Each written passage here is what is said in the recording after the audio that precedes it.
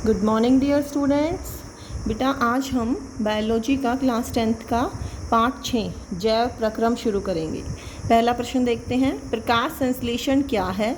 इस प्रक्रम के दौरान होने वाली विभिन्न घटनाएं लिखिए। प्रकाश संश्लेषण क्या है ये आप छोटी क्लासेस से पढ़ते आ रहे हो।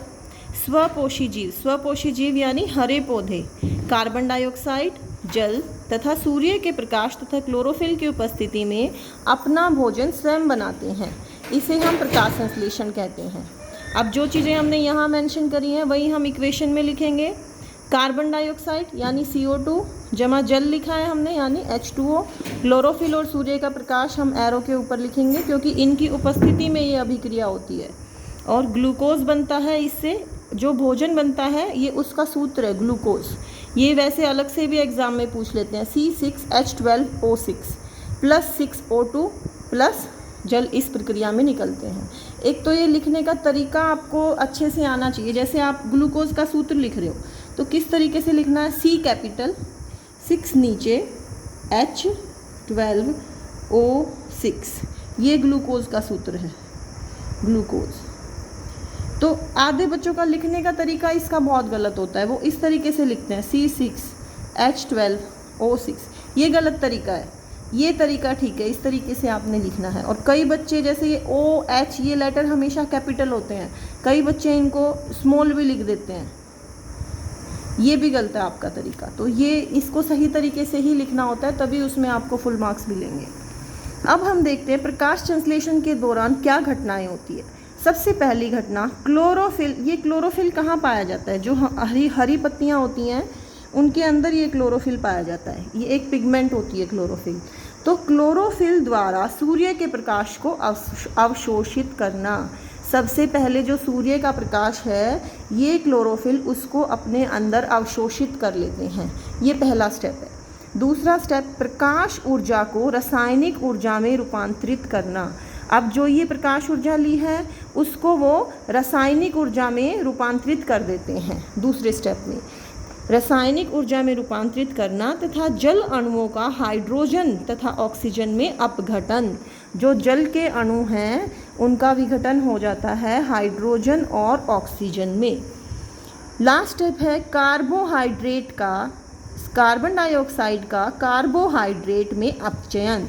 ये जो ग्लूकोज है बेटा यहाँ पे ये कार्बोहाइड्रेट है, तो ये जो है कार्बन डाइऑक्साइड ये अपचयित होकर ग्लूकोज बन जाता है। तो ये तीनों घटनाएं हमने लर्न करनी है और ये इक्वेशन लर्न करनी है और इसकी परिभाषा लिखनी है।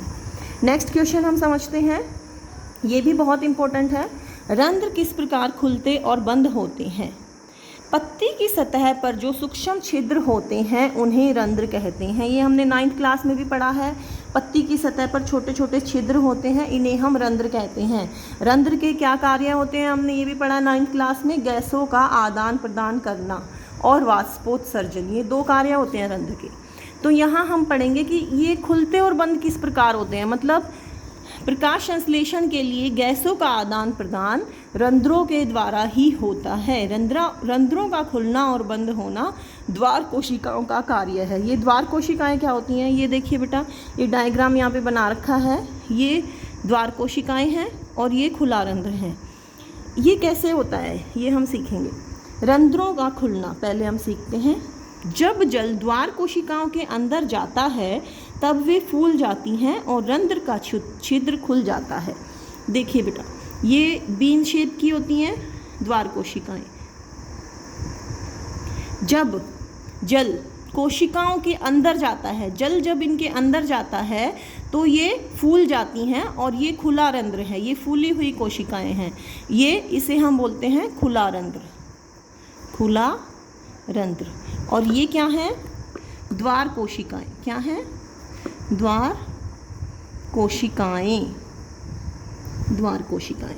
जब ये द्वार कोशिकाएं फूलती हैं तो रंध्र खुलता है। रंध्रों का खुलना द्वार कोशिकाओं के फूलने पर होता है। रंध्रों का बंद होना जब द्वार कोशिकाएं सिकुड़ती हैं तो रंध्र के छिद्र बंद हो जाते हैं। मतलब जब जल इनसे बाहर चला जाता है तो ये इस तरीके से सीधी फ्लैट हो जाती हैं, इस तरीके से। तो इसे हम कहते हैं बंद रंध्र। बंद रंध्र। मतलब ये कोशिकाएं सिकुड़ गई हैं। और जो इसके बाहर और कोशिकाएं भी दिखा रखे हैं इसके बाहर, और जो ये मैंने इस तरीके से बना रखा है ये हरित लवक है। ठीक है बेटा। तो प्रकाश संश्लेषण के लिए जब कार्बन डाइऑक्साइड की आवश्यकता नहीं होती तब पौधा इन छिद्रों को बंद कर लेता है। और ये कब नहीं होती कार्बन डाइऑक्साइड की आवश्यकता? रात के समय, क्योंकि रात के समय पौधों में प्रकाश संश्लेषण तो होता नहीं है, तो उनको कार्बन डाइऑक्साइड की भी आवश्यकता नहीं है। तो उस समय पे, रात के समय जनरली जो रंध्र है वो बंद हो जाते हैं। उसके अलावा जब पौधों को में पानी की थोड़ी कमी हो जाती है तो भी वो अपने रंध्रों को बंद कर लेते हैं। तो बेटा ये दोनों क्वेश्चन आप अपनी कॉपी में लिखेंगे भी और लर्न भी करेंगे। ओके बेटा।